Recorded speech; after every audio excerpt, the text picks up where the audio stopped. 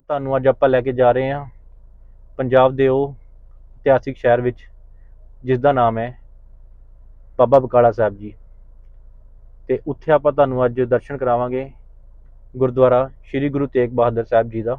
ਆਜੋ ਸਾਰੇ ਦੇਖਦੇ ਹਾਂ ਆਪਾਂ ਇਸ ਵੀਡੀਓ ਰਾਹੀਂ ਤੇ ਕੁਝ ਤੁਹਾਨੂੰ ਇਤਿਹਾਸ ਦੀਆਂ ਗੱਲਾਂ ਤੁਹਾਡੇ ਨਾਲ ਸਾਂਝੀਆਂ ਕਰਾਂਗੇ। ਅਸੀਂ ਹੁਣ ਪਹੁੰਚ ਗਏ ਹਾਂ ਪੰਜਾਬ ਦੇ ਇਤਿਹਾਸਿਕ ਸ਼ਹਿਰ ਵਿੱਚ ਬਾਬਾ ਬਕਾਲਾ ਸਾਹਿਬ। ਹੁਣ ਆਪਾਂ ਤੁਹਾਨੂੰ ਦਿਖਾਵਾਂਗੇ ਮੇਨ ਗੇਟ ਗੁਰਦੁਆਰਾ ਸਾਹਿਬ ਦਾ। ਦਿਖਾਈ ਉੱਧਰ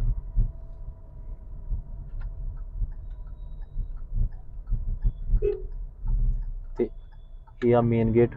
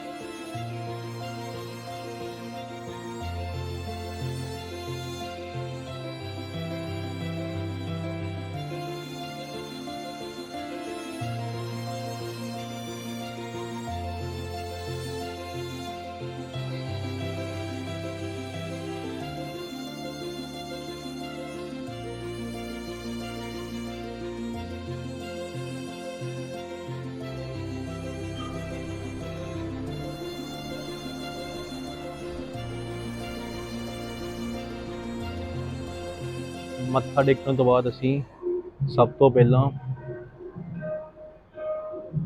ਬਾਬਾ ਬਕਾਲਾ ਸਾਹਿਬ ਗੁਰਦੁਆਰਾ ਦੇ ਮੁੱਖ ਕਥਾਵਾਚਕ ਭਾਈ ਬਲਦੇਵ ਸਿੰਘ ਓਗਰਾ ਉਹਨਾਂ ਨੂੰ ਮਿਲੇ ਤੇ ਉਹ ਹੁਣ ਉਹਨਾਂ ਦੀ ਜ਼ੁਬਾਨੀ ਤੁਸੀਂ ਇਸ ਗੁਰਦੁਆਰੇ ਦੇ ਇਤਿਹਾਸ ਬਾਰੇ ਸੁਣੋਗੇ। ਵਾਹਿਗੁਰੂ ਜੀ ਕਾ ਖਾਲਸਾ ਵਾਹਿਗੁਰੂ ਜੀ ਕੀ ਫਤਿਹ। ਦਾਸ ਭਾਈ ਬਲਦੇਵ ਸਿੰਘ ਓਗਰਾ ਮੁੱਖ ਕਥਾਵਾਚਕ ਗੁਰਦੁਆਰਾ ਬਾਬਾ ਬਕਾਲਾ ਸਾਹਿਬ। ਅੱਜ ਗੁਰਦੁਆਰਾ ਬਾਬਾ ਬਕਾਲਾ ਸਾਹਿਬ ਜੀ ਦੇ ਇਤਿਹਾਸ ਬਾਰੇ ਆਪ ਸੰਗਤਾਂ ਦੇ ਨਾਲ ਵਿਚਾਰ ਸਾਂਝੇ ਕਰਨੇ ਨੇ। ਧੰਨ ਧੰਨ ਸ੍ਰੀ ਗੁਰੂ ਹਰਿਕ੍ਰਿਸ਼ਨ ਸਾਹਿਬ ਮਹਾਰਾਜ ਜੀ ਜਿਸ ਵਕਤ ਦਿੱਲੀ ਵਿਖੇ ਜੋਤੀ ਜੋਤ ਸਮਾਉਣ ਲੱਗਦੇ ਨੇ, ਜੋਤੀ ਜੋਤ ਸਮਾਉਣ ਤੋਂ ਪਹਿਲਾਂ ਸੰਗਤਾਂ ਨੇ ਧੰਨ ਗੁਰੂ ਹਰਿਕ੍ਰਿਸ਼ਨ ਸਾਹਿਬ ਮਹਾਰਾਜ ਜੀ ਦੇ ਮੁਬਾਰਕ ਚਰਨਾਂ ਵਿੱਚ ਬੇਨਤੀ ਕੀਤੀ, ਧੰਨ ਗੁਰੂ ਹਰਿਕ੍ਰਿਸ਼ਨ ਸਾਹਿਬ ਮਹਾਰਾਜ ਜੀ ਸਾਨੂੰ ਅਗਲੇ ਕਿਸ ਗੁਰੂ ਦੀ ਲੜ ਲਾ ਕੇ ਜਾ ਰਹੇ। ਧੰਨ ਗੁਰੂ ਹਰਿਕ੍ਰਿਸ਼ਨ ਸਾਹਿਬ ਮਹਾਰਾਜ ਜੀ ਨੇ ਹਵਾ ਦੇ ਵਿੱਚ ਬਾਂਹ ਲਹਿਰਾਉਂਦਿਆਂ ਆਪਣੀ ਮੁੱਖ ਤੋਂ ਬਚਨ ਕਹੇ, ਬਾਬਾ ਬੱਸੇ ਗ੍ਰਾਮ ਬਕਾਲੇ ਬਨ ਗੁਰ ਸੰਗਤ ਸਕਲ ਸੰਭਾਲੀ।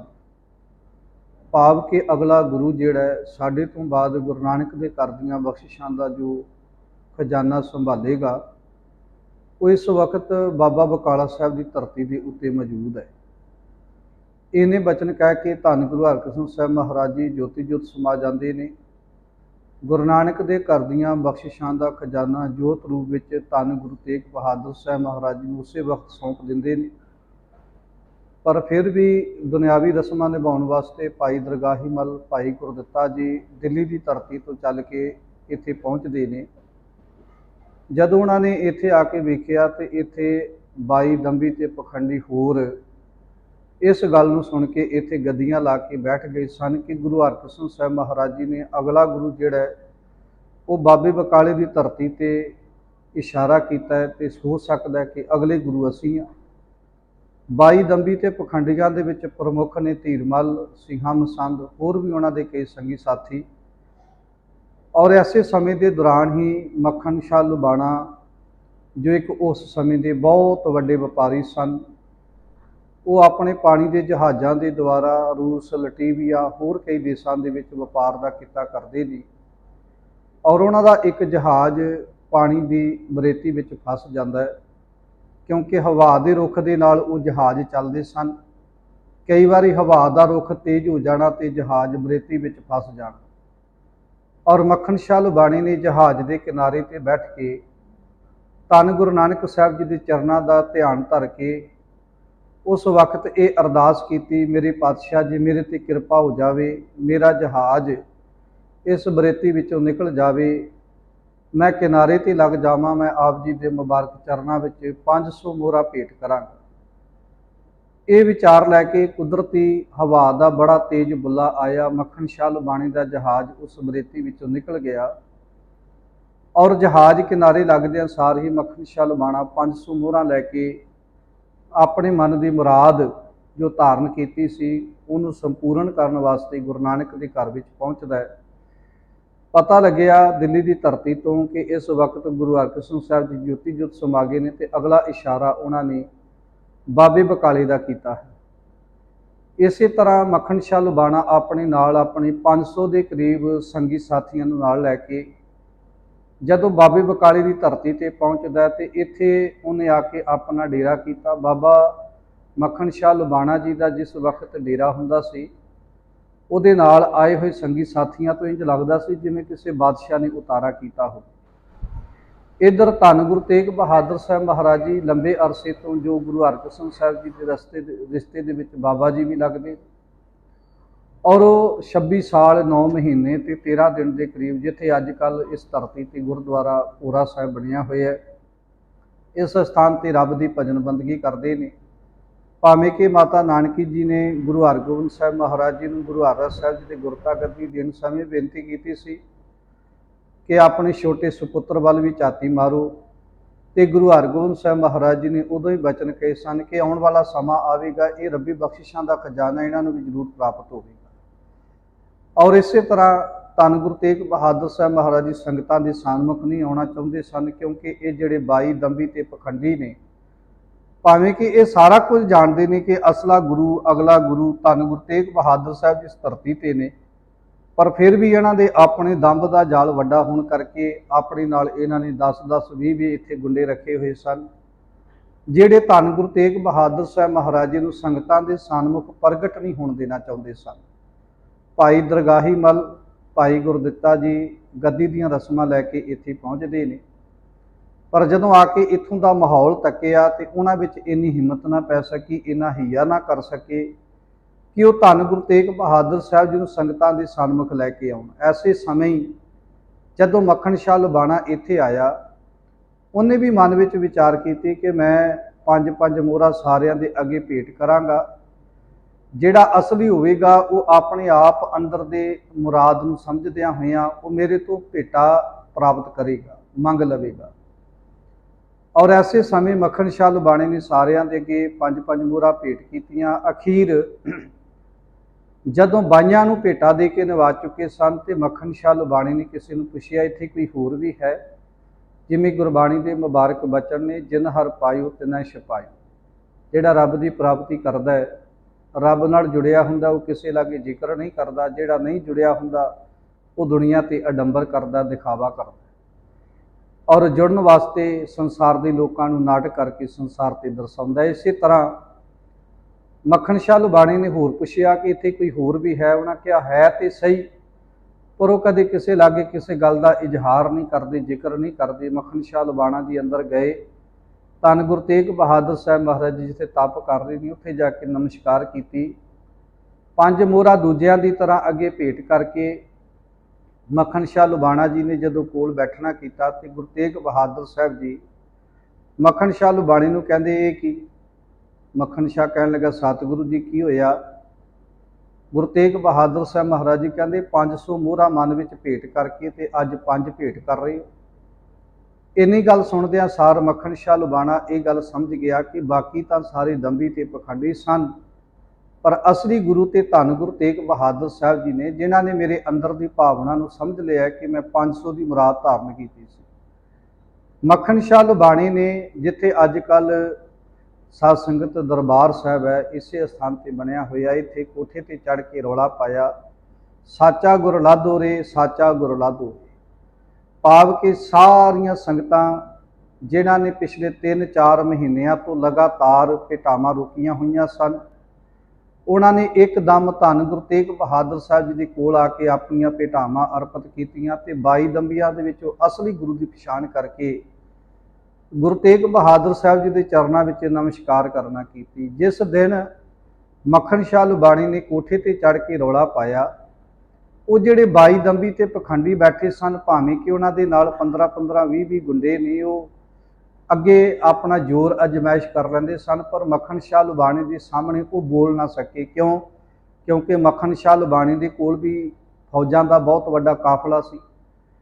ਜਦੋਂ ਗੁਰੂ ਤੇਗ ਬਹਾਦਰ ਸਾਹਿਬ ਮਹਾਰਾਜ ਜੀ ਪ੍ਰਗਟ ਹੋਏ, ਬਹੁਤ ਸਾਰੀਆਂ ਭੇਟਾਵਾਂ ਧੰਨ ਗੁਰੂ ਤੇਗ ਬਹਾਦਰ ਸਾਹਿਬ ਜੀ ਦੇ ਸੰਗਤਾਂ ਦੇ ਸਨਮੁਖ, ਜਿਹੜੀਆਂ 4 ਮਹੀਨਿਆਂ ਤੋਂ ਭੇਟਾਵਾਂ ਰੋਕੀਆਂ ਸਨ, ਉਹ ਸੰਗਤਾਂ ਨੇ ਅਰਪਿਤ ਕੀਤੀਆਂ। ਤੇ ਜਿਸ ਦਿਨ ਗੁਰੂ ਤੇਗ ਬਹਾਦਰ ਸਾਹਿਬ ਜੀ ਨੂੰ ਮੱਖਣ ਸ਼ਾਹ ਲੁਬਾਣਾ ਜੀ ਇਸ ਅਸਥਾਨ ਤੇ ਪ੍ਰਗਟ ਕਰਦੇ ਨੇ, ਉਸ ਦਿਨ ਸਾਵਣ ਮਹੀਨੇ ਦੀ ਪੂਰਨਵਾਸੀ ਦਾ ਦਿਹਾੜਾ ਸੀ। ਔਰ ਉਸ ਪੂਰਨਵਾਸੀ ਦੇ ਦਿਹਾੜੇ ਤੇ ਹੋਰ ਵੀ ਸੰਗਤਾਂ ਦੂਰ ਦੁਰੇਡੇ ਤੋਂ ਚੱਲ ਕੇ ਆਈਆਂ ਹੋਈਆਂ ਸਨ, ਭਾਵੇਂ ਕਿ ਉਸ ਦਿਨ ਹਿੰਦੂ ਮਿਥਿਹਾਸ ਦੇ ਅੰਦਰ ਰੱਖੜੀ ਦਾ ਤਿਉਹਾਰ ਮਨਾਇਆ ਜਾਂਦਾ ਸੀ। ਔਰ ਇਸੇ ਤਰ੍ਹਾਂ ਸਾਚਾ ਗੁਰ ਲਾਧੋ ਰੇ, ਧੰਨ ਗੁਰੂ ਤੇਗ ਬਹਾਦਰ ਸਾਹਿਬ ਜੀ ਜਦੋਂ ਪ੍ਰਗਟ ਹੋਏ, ਇੱਥੇ ਗੁਰਦੁਆਰਾ ਮੰਜੀ ਸਾਹਿਬ ਜਿਹਦੀ ਕਾਰ ਸੇਵਾ ਇਸ ਵਕਤ ਚੱਲ ਰਹੀ ਹੈ। ਔਰ ਇਸ ਅਸਥਾਨ ਤੇ ਜਦੋਂ ਗੁਰੂ ਤੇਗ ਬਹਾਦਰ ਸਾਹਿਬ ਜੀ ਬੈਠੇ, ਬਹੁਤ ਸਾਰੀਆਂ ਭੇਟਾਵਾਂ ਆਈਆਂ ਤੇ ਸੀਹੇ ਮਸੰਦ ਨੇ ਉਸ ਵਕਤ ਧੀਰਮਲ ਨੂੰ ਇਹ ਗੱਲ ਕਹੀ ਕਿ ਜਿੰਨੀਆਂ ਭੇਟਾਵਾਂ ਧੰਨ ਗੁਰੂ ਤੇਗ ਬਹਾਦਰ ਸਾਹਿਬ ਜੀ ਦੇ ਮੁਬਾਰਕ ਚਰਨਾਂ ਵਿੱਚ ਅੱਜ ਆ ਗਈਆਂ ਨੇ, ਇੰਨੀਆਂ ਤੇ ਧੀਰਮਲ ਤੋਂ ਕਈ ਸਾਲਾਂ ਦੇ ਵਿੱਚ ਇਕੱਠੀਆਂ ਨਹੀਂ ਕਰ ਸਕਦਾ। ਇੰਨੇ ਮਾਇਆ ਦੇ ਅੰਬਾਰ ਧੰਨ ਗੁਰੂ ਤੇਗ ਬਹਾਦਰ ਸਾਹਿਬ ਜੀ ਦੇ ਚਰਨਾਂ ਵਿੱਚ ਲੱਗ ਗਏ। ਔਰ ਇਸੇ ਤਰ੍ਹਾਂ ਈਰਖਾ ਵਸ ਹੋਏ ਸੀਹੇ ਮਸੰਦ ਨੇ ਅਤੇ ਧੀਰਮਲ ਨੇ ਵਿਚਾਰ ਕਰਕੇ ਧੰਨ ਗੁਰੂ ਤੇਗ ਬਹਾਦਰ ਸਾਹਿਬ ਜੀ ਤੇ ਇੱਥੇ ਗੋਲੀ ਚਲਾ ਦਿੱਤੀ। ਉਹ ਗੋਲੀ ਧੰਨ ਗੁਰੂ ਤੇਗ ਬਹਾਦਰ ਸਾਹਿਬ ਜੀ ਦੇ ਮੱਥੇ ਨੂੰ ਛੂਹ ਕੇ ਅੱਗੇ ਲੰਘ ਗਈ, ਪਰ ਗੁਰੂ ਤੇਗ ਬਹਾਦਰ ਸਾਹਿਬ ਜੀ ਨੇ ਆਪਣੇ ਮੁਖ ਤੋਂ ਕੋਈ ਮਾੜਾ ਸ਼ਬਦ ਨਹੀਂ ਉਚਾਰਿਆ। ਉਹਨਾਂ ਦੇ ਮੁਖ ਤੋਂ ਉਦੋਂ ਵੀ ਇਹ ਬਚਨ ਨਿਕਲਿਆ, ਧੀਰਮਲ ਤੇਰਾ ਭਲਾ ਹੋ। ਫਿਰ ਧੀਰਮਲ ਨੇ ਸ਼ਾਮ ਦੇ ਵਕਤ ਹਮਲਾ ਕੀਤਾ ਤੇ ਜਿੰਨਾ ਗੁਰੂ ਤੇਗ ਬਹਾਦਰ ਸਾਹਿਬ ਜੀ ਦੇ ਚਰਨਾਂ ਵਿੱਚ ਧਨ ਆਇਆ ਸੀ, ਜਿੰਨੀਆਂ ਭੇਟਾਵਾਂ ਆਈਆਂ ਸਨ, ਉਹ ਸਾਰੀਆਂ ਨਾਲ ਲੁੱਟ ਕੇ ਆਪਣੇ ਨਗਰ ਕਰਤਾਰਪੁਰ ਵਿਖੇ ਲੈ ਕੇ ਚਲਾ ਗਏ। ਧੀਰਮਲ ਨੂੰ ਇਸ ਗੱਲ ਦਾ ਮਾਣ ਸੀ ਕਿ ਸ਼ਾਇਦ ਸੰਗਤਾਂ ਮੈਨੂੰ ਅਗਲਾ ਗੁਰੂ ਤਾਂ ਸਵੀਕਾਰ ਕਰਨਗੀਆਂ, ਕਿਉਂਕਿ ਜਿਹੜਾ ਗੁਰੂ ਗ੍ਰੰਥ ਸਾਹਿਬ ਜੀ ਦਾ ਪਾਵਨ ਪਵਿੱਤਰ ਗੁਰੂ ਅਰਜਨ ਦੇਵ ਜੀ ਨੇ ਹੱਥ ਲਿਖ ਸਰੂਪ ਲਿਖਿਆ ਸੀ, ਔਰ ਉਹ ਸਰੂਪ ਧੀਰਮਲ ਦੇ ਕੋਲ ਮੌਜੂਦ ਸੀ। ਇਸ ਗੱਲ ਦਾ ਵੀ ਧੀਰਮਲ ਨੂੰ ਕੁਝ ਮਾਣ ਸੀ। ਉਹ ਜਿਸ ਵਕਤ ਗੁਰੂ ਤੇਗ ਬਹਾਦਰ ਸਾਹਿਬ ਜੀ ਨੇ ਭੇਟਾਵਾਂ ਲੁੱਟ ਕੇ ਲੈ ਕੇ ਗਏ, ਮੱਖਣ ਸ਼ਾਹ ਲੁਬਾਣੀ ਨੂੰ ਪਤਾ ਲੱਗਿਆ, ਉਹਨੇ ਉਸੇ ਵਕਤ ਆਪਣੇ ਸੰਗੀ ਸਾਥੀ ਨਾਲ ਲੈ ਕੇ ਕਰਤਾਰਪੁਰ ਦੀ ਧਰਤੀ ਤੇ ਜਾ ਕੇ ਧੀਰਮਲ ਨੂੰ ਪਕੜ ਕੇ ਇੱਥੇ ਲੈ ਕੇ ਆਉਣਾ ਕੀਤਾ। ਉਹਦੀਆਂ ਮਸ਼ਕਾਂ ਬੰਨੀਆਂ, ਸੀਹੇ ਮਸੰਦ ਨੂੰ ਪਕੜ ਕੇ ਲੈ ਕੇ ਆਉਣਾ ਕੀਤਾ, ਗੁਰੂ ਗ੍ਰੰਥ ਸਾਹਿਬ ਜੀ ਦਾ ਪਾਵਨ ਪਵਿੱਤਰ ਸਰੂਪ ਵੀ ਨਾਲ ਲੈ ਕੇ ਆਉਣਾ ਕੀਤਾ। ਔਰ ਇਹ ਸਾਰਾ ਸਮਾਨ ਇੱਥੇ ਲਿਆ ਕੇ ਧੰਨ ਗੁਰੂ ਤੇਗ ਬਹਾਦਰ ਸਾਹਿਬ ਜੀ ਦੇ ਚਰਨਾਂ ਦੇ ਵਿੱਚ ਜਦੋਂ ਭੇਟ ਕਰਕੇ ਮੱਖਣ ਸ਼ਾਹ ਲੁਬਾਣੀ ਨੇ ਗੁਰੂ ਦੀ ਖੁਸ਼ੀ ਲੈਣੀ ਚਾਹੀ ਤੇ ਧੰਨ ਗੁਰੂ ਤੇਗ ਬਹਾਦਰ ਸਾਹਿਬ ਜੀ ਨੇ ਇਨਕਾਰ ਕਰ ਦਿੱਤਾ। ਕਹਿੰਦੇ ਮੱਖਣ ਸ਼ਾਹ ਜੀ, ਸਭ ਤੋਂ ਪਹਿਲਾਂ ਤੇ ਇਹਨਾਂ ਦੇ ਹੱਥ ਪੈਰ ਖੋਲ੍ਹ ਦਿਓ, ਕਿਉਂਕਿ ਅਸੀਂ ਇਹਨਾਂ ਦੇ ਕੋਲੋਂ ਇਹਨਾਂ ਦੀ ਕੀਤੀ ਹੋਈ ਗਲਤੀ ਦਾ ਆਪਣੇ ਵੱਲੋਂ ਕੋਈ ਬਦਲਾ ਨਹੀਂ ਲੈਣਾ ਚਾਹੁੰਦੇ। ਸਾਡੇ ਅੰਦਰ ਕੋਈ ਬਦਲੇ ਦੀ ਭਾਵਨਾ ਨਹੀਂ। ਅਸੀਂ ਤੇ ਭੈ ਕਾਹੂ ਕੋ ਦੇਤ ਨਹਿ, ਨਹਿ ਭੈ ਮਾਨਤ ਆਨ। ਨਾ ਕਿਸੇ ਨੂੰ ਡਰ ਦੇਣਾ ਤੇ ਨਾ ਕਿਸੇ ਦਾ ਡਰ ਮੰਨਣਾ। ਇਸ ਕਰਕੇ ਸਾਨੂੰ ਇਹ ਭੇਟਾਵਾਂ ਨਹੀਂ ਚਾਹੀਦੀਆਂ। ਮੱਖਣ ਸ਼ਾਹ ਲੁਬਾਣਾ ਜੀ ਕਹਿਣਗੇ, ਸਤਿਗੁਰੂ ਜੀ, ਇਹ ਆਪ ਜੀ ਦੇ ਦਰ ਤੋਂ ਚੁੱਕੀਆਂ ਹੋਈਆਂ ਭੇਟਾਵਾਂ ਨੇ। ਧੰਨ ਗੁਰੂ ਤੇਗ ਬਹਾਦਰ ਸਾਹਿਬ ਜੀ ਕਹਿੰਦੇ, ਇਹ ਭੇਟਾਵਾਂ ਵੀ ਇਹਨੂੰ ਵਾਪਸ ਕਰ ਦਿਓ। ਮਾਤਾ ਨਾਨਕੀ ਜੀ ਨੇ ਇੱਥੋਂ ਤੱਕ ਵੀ ਬਚਨ ਕਹੇ ਕਿ ਇਹ ਧਨ ਹੀ ਇੱਕ ਦਿਨ ਧੀਰਮਲ ਤੇਰੇ ਵਿਨਾਸ਼ ਦਾ ਕਾਰਨ ਬਣੇਗਾ।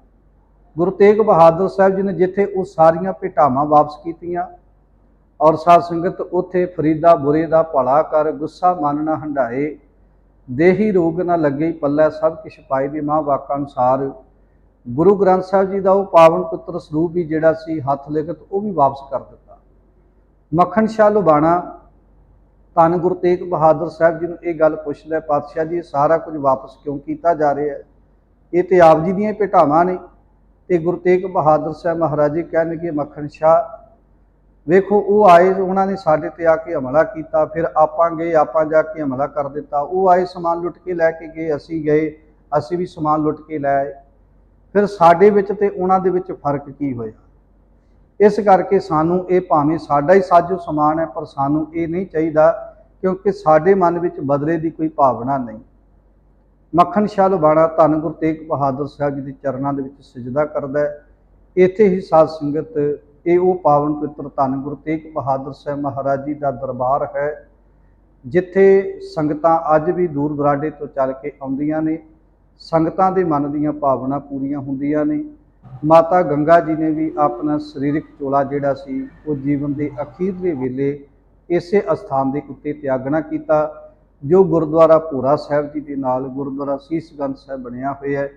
ਇਸ ਅਸਥਾਨ ਤੇ ਹੀ ਮਾਤਾ ਗੰਗਾ ਜੀ ਨੇ ਆਪਣਾ ਸਰੀਰਕ ਚੋਲਾ ਤਿਆਗਿਆ, ਜਿੱਥੇ ਗੁਰਦੁਆਰਾ ਭੋਰਾ ਸਾਹਿਬ ਬਣਿਆ। ਇਹਨਾਂ ਅਸਥਾਨਾਂ ਤੇ ਧੰਨ ਗੁਰੂ ਤੇਗ ਬਹਾਦਰ ਸਾਹਿਬ ਜੀ ਨੇ 26 ਸਾਲ 9 ਮਹੀਨੇ ਤੇ 13 ਦਿਨ ਦੇ ਕਰੀਬ ਇੱਥੇ ਤਪ ਕੀਤਾ, ਬੰਦਗੀ ਕੀਤੀ, ਸਿਮਰਨ ਕੀਤਾ, ਕਿਰਤ ਵਿਰਤ ਕਰਦਿਆਂ ਪਰਮੇਸ਼ਰ ਦੇ ਚਰਨਾਂ ਵਿੱਚ ਅਪੀਲ ਹੋਣਾ ਕੀਤਾ। ਔਰ ਇੱਥੇ ਜਿੱਥੇ ਗੁਰਦੁਆਰਾ ਮੰਜੀ ਸਾਹਿਬ ਬਣ ਰਿਹਾ, ਜਿੱਥੇ ਸੇਵਾ ਚੱਲ ਰਹੀ ਹੈ, ਇਸ ਥੜੇ ਤੇ ਧੰਨ ਗੁਰੂ ਤੇਗ ਬਹਾਦਰ ਸਾਹਿਬ ਜੀ ਬੈਠੇ ਸਨ, ਜਿੱਥੇ ਧੀਰਮਲ ਨੇ ਧੰਨ ਗੁਰੂ ਤੇਗ ਬਹਾਦਰ ਸਾਹਿਬ ਜੀ ਦੇ ਉੱਤੇ ਗੋਲੀ ਚਲਾਈ ਸੀ। ਜਿਹੜਾ ਮੇਨ ਦਰਬਾਰ ਸਾਹਿਬ ਹੈ, ਇਸ ਅਸਥਾਨ ਤੇ ਧੰਨ ਗੁਰੂ ਤੇਗ ਬਹਾਦਰ ਸਾਹਿਬ ਜੀ ਜਿਸ ਵਕਤ ਪ੍ਰਗਟ ਹੋਏ ਸਨ, ਇਸੇ ਸਥਾਨ ਤੇ ਮੱਖਣ ਸ਼ਾਹ ਲੁਬਾਣੇ ਨੇ ਜਦੋਂ ਸਾਚਾ ਗੁਰਲਾਦੋ ਦੇ ਪੁਰਬ ਗੁਰੂ ਤੇਗ ਬਹਾਦਰ ਸਾਹਿਬ ਮਹਾਰਾਜ ਜੀ ਦੇ ਬਾਰੇ ਬਚਨ ਕਹੇ, ਇੱਥੇ ਹੀ ਗੁਰੂ ਤੇਗ ਬਹਾਦਰ ਸਾਹਿਬ ਜੀ ਸੰਗਤਾਂ ਦੇ ਸਾਹਮਣੇ ਗੁਰਤਾ ਗੱਦੀ ਦਾ ਤਿਲਕ ਲੱਗਿਆ ਸੀ। ਔਰ ਇਹ ਉਹ ਧੰਨ ਗੁਰੂ ਤੇਗ ਬਹਾਦਰ ਸਾਹਿਬ ਮਹਾਰਾਜ ਜੀ ਦਾ ਦਰਬਾਰ ਹੈ, ਜਿੱਥੇ ਦੂਰ ਦੁਰਾਡੇ ਤੋਂ ਚੱਲ ਕੇ ਸੰਗਤਾਂ ਪਹੁੰਚਦੀਆਂ ਨੇ। ਸ਼੍ਰੋਮਣੀ ਗੁਰਦੁਆਰਾ ਪ੍ਰਬੰਧਕ ਕਮੇਟੀ ਦੇ ਪ੍ਰਧਾਨ ਮਾਨਯੋਗ ਐਡਵੋਕੇਟ ਸਰਦਾਰ ਹਰਜਿੰਦਰ ਸਿੰਘ ਜੀ ਔਰ ਤਿਨਾਂ ਦੇ ਦਿਸ਼ਾ ਨਿਰਦੇਸ਼ ਅਨੁਸਾਰ ਗੁਰਦੁਆਰਾ ਸਾਹਿਬ ਦੇ ਮੈਨੇਜਰ ਸਰਦਾਰ ਸਤਿੰਦਰ ਸਿੰਘ ਜੀ ਬਾਜਵਾ, ਐਡੀਸ਼ਨਲ ਮੈਨੇਜਰ ਸਰਦਾਰ ਗੁਰਵਿੰਦਰ ਸਿੰਘ ਜੀ ਔਰ ਸਰਦਾਰ ਸੁਖਵਿੰਦਰ ਸਿੰਘ ਜੀ ਬਤਾਲਾ ਔਰ ਹੋਰ ਬਹੁਤ ਸਾਰੇ ਇਸ ਇਲਾਕੇ ਦੇ ਮੈਂਬਰ ਸਾਹਿਬਾਨ, ਸਰਦਾਰ ਬਲਜੀਤ ਸਿੰਘ ਜੀ ਜਲਾਲੁਸਮਾ, ਸਰਦਾਰ ਅਮਰਜੀਤ ਸਿੰਘ ਜੀ ਭਲਾਈਪੁਰ, ਜੋ ਇਹਨਾਂ ਅਸਥਾਨਾਂ ਦੇ ਨਾਲ ਵਿਸ਼ੇਸ਼ ਤੌਰ ਤੇ ਸੇਵਾ ਦੇ ਵਿੱਚ ਸਹਿਯੋਗ ਨਿਭਾਉਂਦੇ ਨੇ। ਸਾਰਿਆਂ ਵੱਲੋਂ ਧੰਨ ਗੁਰੂ ਤੇਗ ਬਹਾਦਰ ਸਾਹਿਬ ਮਹਾਰਾਜ ਜੀ ਦਾ ਇਹ ਦਰਬਾਰ ਜਿਹੜਾ ਹੈ, ਇਸ ਅਸਥਾਨ ਤੇ ਆ ਕੇ ਹਰ ਰੋਜ਼ ਨਤਮਸਤਕ ਹੋਣਾ ਹੁੰਦਾ ਹੈ।